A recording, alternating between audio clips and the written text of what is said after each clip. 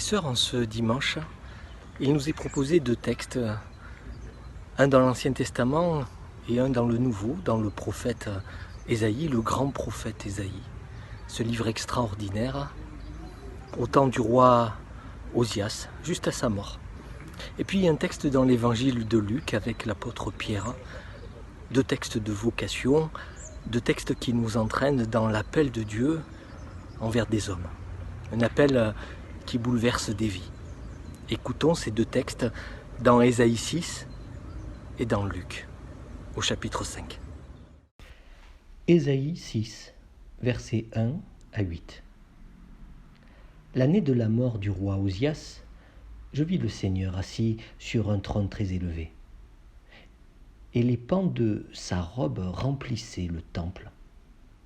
Des séraphins se tenaient au-dessus de lui. Ils avaient chacun 6 ailes.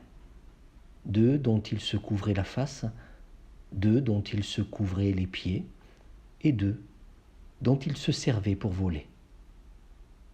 Ils criaient l'un à l'autre et disaient « Saint, Saint, Saint est l'Éternel des armées.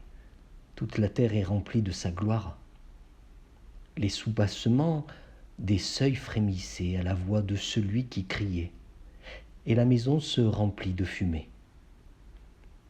Alors je dis « Malheur à moi, je suis perdu, car je suis un homme dont les lèvres sont impures. J'habite au milieu d'un peuple dont les lèvres sont impures, et mes yeux ont vu le roi, l'Éternel des armées. » Mais l'un des séraphins vola vers moi, tenant à la main une braise qu'il avait prise sur l'autel avec des pincettes. Il en toucha ma bouche et dit « Ceci a touché tes lèvres, ta faute est enlevée et ton péché est expié. » J'entendis la voix du Seigneur disant « Qui enverrai-je? Et qui marchera pour nous ?» Je répondis « Me voici, envoie-moi. » Luc 5, verset 1. Comme la foule se pressait autour de Jésus pour entendre la parole de Dieu, et qu'il se trouvait auprès du lac de Génézareth, il vit au bord du lac 2 petites barques, d'où les pêcheurs étaient descendus pour laver leurs filets.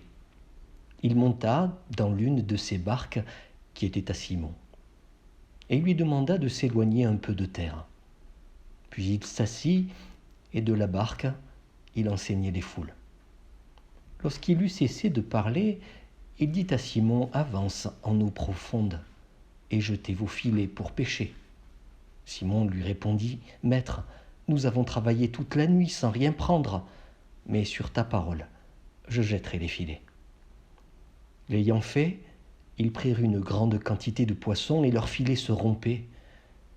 Ils firent signe à leurs compagnons qui étaient dans l'autre barque de venir les aider. Ils vinrent et remplirent les 2 barques au point qu'elles s'enfonçaient. Quand il vit cela, Simon-Pierre tomba aux genoux de Jésus et dit « Seigneur, éloigne-toi de moi parce que je suis un homme pécheur. » Car la frayeur l'avait saisi, lui et tous ceux qui étaient avec lui, à cause de la pêche qu'ils avaient faite. Il en était de même de Jacques et de Jean, fils de Zébédée, les associés de Simon. Et Jésus dit à Simon, « Sois sans crainte. Désormais tu seras pêcheur d'hommes. » Alors, ils ramenèrent les barques à terre, laissèrent tout et le suivirent.